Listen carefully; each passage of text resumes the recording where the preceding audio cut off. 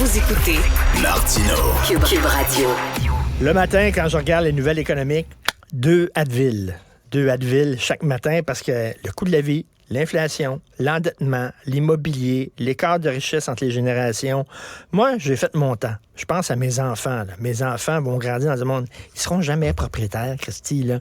Le coût de la vie, ça n'a pas de maudit bon sens. Même se faire venir une pizza, maintenant, ça coûte cher.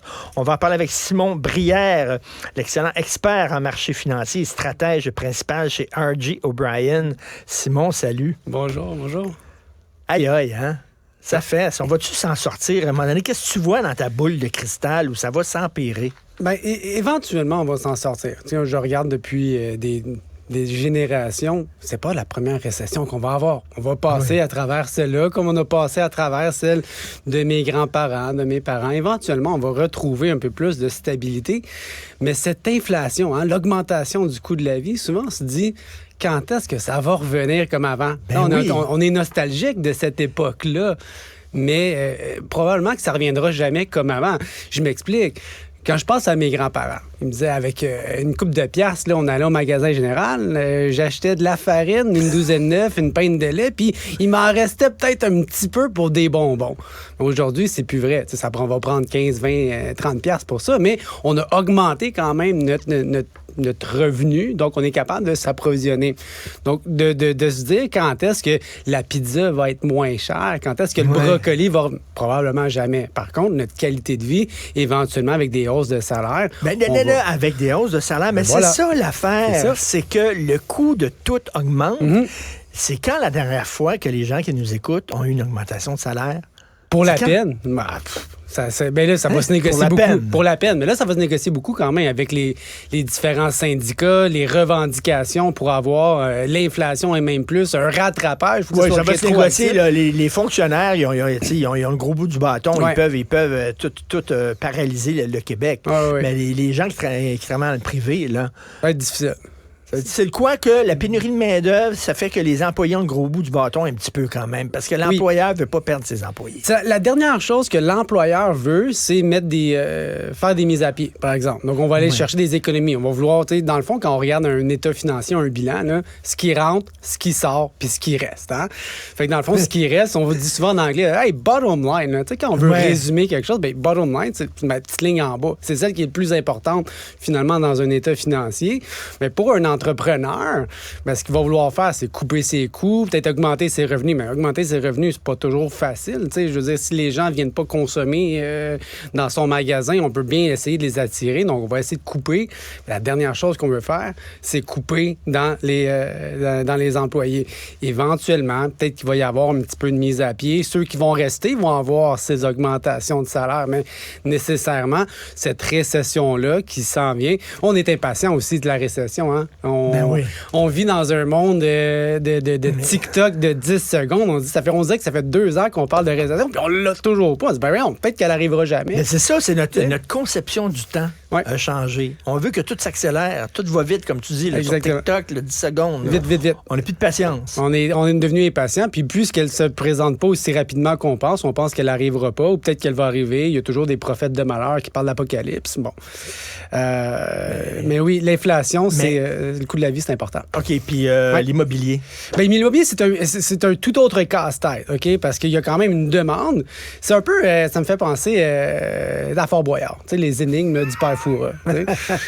Il y a beaucoup de demandes, il y a des mises en chantier qui ne se font pas. Alors, pourquoi? Il y a comme une énigme, un casse-tête du père Fouras sur l'immobilier parce que la demande, elle est réelle.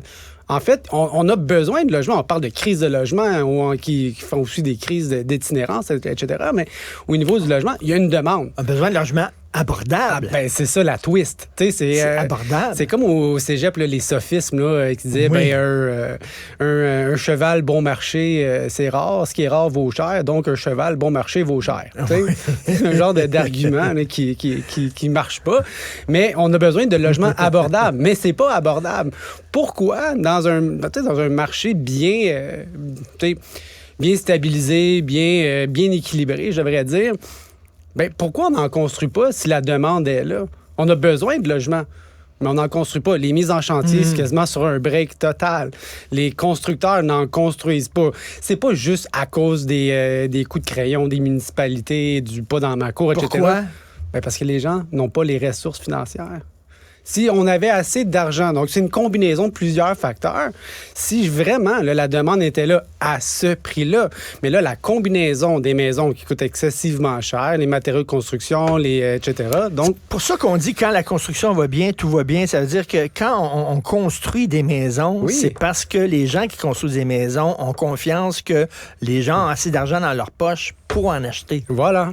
Donc, ça va prendre une combinaison de facteurs qui risque de prendre un certain temps avant de revenir, mais il va falloir que, possiblement, les taux d'intérêt redescendent un petit peu. Hein, parce que les gens, là, à coup de 15 ans de 0 % d'intérêt, on a magasiné des paiements à la place de magasiner la valeur d'une maison. Ça veut dire, ben aujourd'hui, là, j'ai 2000 $ à mettre sur ma maison, qu'est-ce que je peux avoir? Mais là, on se retrouve aujourd'hui avec ce qui a l'apparence d'être une bulle immobilière. Donc, on n'a pas une demande à ce prix-là. Donc, c'est un peu ça le problème de l'immobilier. Mais quand tu dis ça prend un certain temps, ouais. C'est quoi un certain temps? Bien, le certain temps, puis là, il va falloir composer avec une augmentation de la taille de la population puis l'immigration, mais un certain temps pourra prendre au moins 2 ou 3 ans parce que tous les investissements qui ne se font pas aujourd'hui, là, les mises en chantier, c'est un zéro. Ça veut dire qu'il n'y aura pas de nouveau logement qui va apparaître magiquement dans les prochains 12 à 24 mois. Donc, ça va créer un trou dans nos investissements. Ça va encore plus accentuer la pénurie de logements. Mais pour avoir un marché un petit peu plus équilibré, on parle possiblement de 2, peut-être 3 ans au minimum. Okay. Le temps d'avoir des augmentations de salaire, hein, un petit peu. Le temps que les taux d'intérêt redescendent un petit peu et qu'on en construise. Mais ce qu'on construit beaucoup, là, je ne veux pas parler seulement d'immobilier, mais ce qu'on construit beaucoup à Montréal, c'est des condos, c'est des tours à condos. Là. Ça pousse comme des champignons. Y a-tu une telle demande de tours à condos? Ben, il y a une demande s'ils en construisent, c'est parce qu'il y a une demande. Là, mais il y a une demande pour des maisons familiales, Christy, des logements. Ben, c'est ça que les gens veulent. La théorie du changement, là, on veut, puis on veut aussi le pas dans ma cour. Hein, on a besoin, on reconnaît qu'il y a besoin de logements, mais on dirait qu'on ne construit pas ce que les gens veulent réellement. Ce que les gens veulent réellement, selon moi, c'est encore de l'unifamilial. C'est le modèle, le American Dream de la maison unifamiliale. Mais là, on dépasse aussi dans le territoire. C'est un peu de l'étalement urbain. On veut densifier, on veut avoir plus de transports en commun. Donc, le modèle d'avant ne cadre plus avec la philosophie, disons, d'aujourd'hui. Ouais. Avec toutes les armes. Ouais. Donc, tu es optimiste. Moi, j'ai rencontré il y a 2 semaines mon conseiller financier. Là. Je vais dîner avec une fois par année, OK? Parce qu'il veut pas perdre ses clients. Bien sûr, c'est commencé. Fait qu'il veut nous calmer. Le client, lui, il panique. Il voit là, soudainement, hey, j'ai moins de... Ça a baissé là, mon argent que je t'ai donné. Non, sois patient de ça. C'est ce qu'il m'a dit. On va s'en sortir. Il est optimiste. Bien, la plupart des gens vont être optimistes. Par exemple, je pense qu'ils prêchent toujours un peu pour leur paroisse. Je regarde certains courtiers immobiliers. L'immobilier, il n'y a pas de trouble, ça va toujours monter. Les conseillers en placement, il n'y a pas de trouble, ça va toujours monter.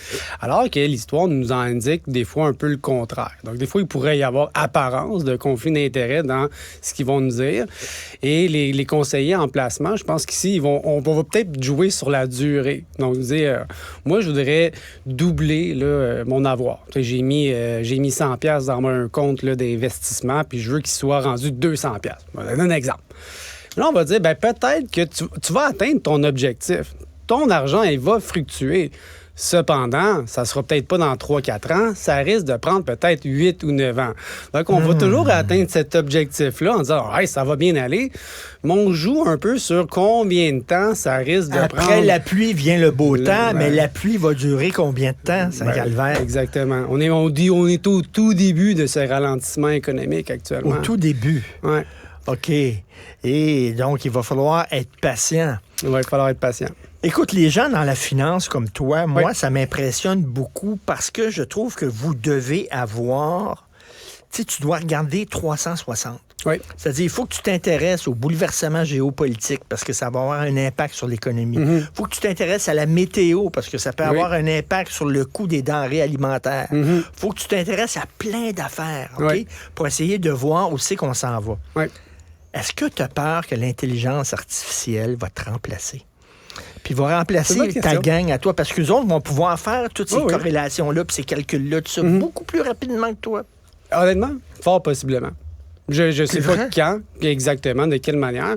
Je pense que derrière l'intelligence artificielle, il y a toujours quelqu'un qui a un peu programmé, un être humain qui programme ça. Mais effectivement, c'est probablement une réalité du futur. Je préfère, un peu comme les nouvelles technologies. Tu sais, on parle de crypto, le Bitcoin et ces trucs-là. Je n'ai pas vraiment adhéré à ça sans être pour autant un détracteur puis je m'y oppose. Un peu comme à l'époque, là, on parle de ceux qui... Bon, par exemple, les Polaroid qui disaient « Ah non, la technologie de photo numérique, c'est dépassé. » Ou la télévision en couleur, l'Internet, c'est juste une mode. Là, ça, tu vas voir, ça... Moi, je suis peut-être plus de ce côté-là, disons, j'embarque pas tout de suite, mais je laisse pas la porte complètement fermée en me disant il n'y a pas aucune opportunité. C'est sûr que si on est capable de trouver une solution, on est capable de prendre des meilleures décisions plus rapidement, puis c'est dans le bénéfice de tout le monde. Mais l'affaire, c'est que l'affaire que toi, t'as, puis que l'intelligence artificielle n'a pas, c'est que tu es un être humain. Tu as tes émotions. La façon dont le marché réagit, c'est la façon dont les gens réagissent. Puis on a des émotions. Des fois, on panique, on a peur. Je suis en train de perdre mon argent. My God, je vais vendre mes actions, puis tout ça. Ça, l'intelligence artificielle peut pas comprendre l'émotion. La panique. Pas de la même manière qu'un être humain. Moi, je pense pas. Mais c'est sûr que dans la finance... Puis là, je pense que c'est dans tellement de choses qui nous entourent, c'est de la psychologie. C'est de la psychologie financière. Comment on voit le monde qui nous entoure. Et on pourrait avoir tendance à complexifier ça, puis d'aller chercher des statistiques, Puis finalement, là, c'est de l'être humain. Tu sais, c'est le gros bon sens. Pourquoi que ça est arrivé? Parce que c'est ça. Puis tu dis, non, bien évident, finalement. Le gros bon sens. C'est le gros bon sens qui va driver encore. Puis, C'est ça, alors que l'intelligence artificielle, c'est tout... C'est froid. Et autre chose, dernière question qui nous touche tous. Mes enfants vont-tu avoir les opportunités puis la vie que moi j'ai eue? Moi, je suis allé en appartement jeune, j'étais dans un bloc appartement un peu miteux à Verdun, avec ma blonde de l'époque. Puis j'avais mon appartement, tout ça. Ils vont coller plus longtemps chez leurs parents ou ils vont être en coloc, esprit et tout ça. Ils vont-tu avoir la même vie que nous autres, on a eu à leur âge? Je pense pas. Je pense que les enjeux aujourd'hui sont totalement différents et je suis plus sous l'impression qu'on va vouloir rechercher ça le plus possible parce que, disons, on parle du coût de la vie, l'inflation, on parle aussi de l'immobilier. On repousse beaucoup les projets puis il va y avoir un écart de richesse assez grandissant actuellement parce qu'on ne subit pas l'inflation de la même manière. Et pour cette raison-là, on ne va pas subir aussi le traitement antibiotique des taux d'intérêt, le traitement antibiotique pour un peu calmer, contrôler l'inflation. Ça aussi, on ne le ressentira pas de la même manière. Donc, si je regarde, disons... Mais les jeunes vont réagir différemment. Tu sais, comme l'économie de partage. Ils sont en train de dire, pourquoi moi j'aurais un char, puis mon voisin aurait un char? On va se passer le char. Je vais louer une auto quand j'en ai besoin. Sinon,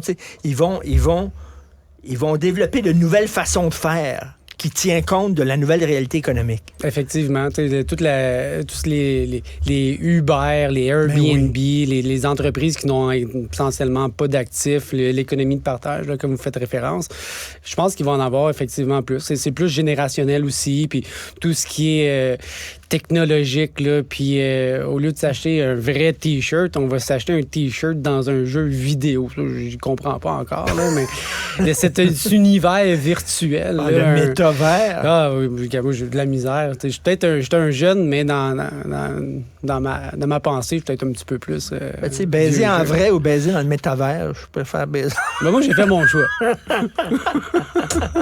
Mais écoute, c'est pas drôle. Donc, ça veut dire que mes enfants vont encore avoir besoin de l'aide de papa un petit peu, là. Ben oui, parce que le transfert de richesse entre les générations, donc entre les baby boomers, par exemple, là, et leurs enfants, mais là, il faut composer aussi avec le fait qu'on vit de plus en plus longtemps. Donc, ce transfert de richesse-là, on pense qu'il est pour demain. Finalement, on vit de plus en plus longtemps, fait qu'on va utiliser ces ressources-là encore plus longtemps, puis je sais pas s'ils vont rester à la fin. Vas-tu finir par mourir, papa, puis me donner son héritage? C'est ça, tu vas avoir ton héritage à 70 ans au moment, tu sais, là, de plus en plus, la mode, maintenant, c'est de donner l'héritage à tes enfants pendant que tu es en vie. Ben oui, comme ça, ils peuvent en bénéficier alors que c'est le temps. T'sais. Ils peuvent en bénéficier quand ils en ont besoin, c'est-à-dire au début de la trentaine. Ben oui. Tu sais, c'est pas quand tu as 50 ans que tu as besoin d'un héritage. Ben c'est oui. quand tu commences à avoir des enfants puis tu commences à établir ta famille, c'est là que tu as besoin d'un boost. Ben, surtout d'argent. aujourd'hui. Ben oui, aujourd'hui, ceux qui sont le plus affectés justement par le coût de la vie, c'est les jeunes adultes et les jeunes familles. Parce qu'on ne choisit pas nécessairement le timing dans lequel on est né. T'sais, aujourd'hui, ben, je regarde quelqu'un qui est en couple, il a des enfants, puis le projet de maison, etc. Il va dire quoi? Ah, ben, c'est trop cher, j'attends, puis là, tu attends 2-3 ans, puis finalement, peut-être dans 2-3 ans, ce sera pas mieux. Fait qu'un peu, le timing de la vie les force à aller dans une direction qui est peut-être pas nécessairement favorable. Mais oui, effectivement, le moment qu'ils vont en avoir le plus besoin, ceux qui sont plus affectés par le coût de la vie, c'est les jeunes adultes. L'immobilier, la famille, les dépenses. Il n'y a pas 15 ans d'équité dans la maison encore. Là. Fait que c'est très, très, très Écoute, pour prendre sensible. toutes ces décisions-là, Ouais. de finances, tout ça, là, Ouais. il faut que tu sois quand même informé. Puis quand tu regardes le Vox Pop de Guy Nantel, là, Saint-Cyboire, Eh boy. on est loin, là. On là. est loin de ça. Ouais, c'est pas le pinacle. Merci beaucoup, Simon Merci. Brière. Tout le temps le fun de te parler, expert en marché financier, stratège principal chez R.J. O'Brien. Bonne journée. Bonne Salut. journée, salut.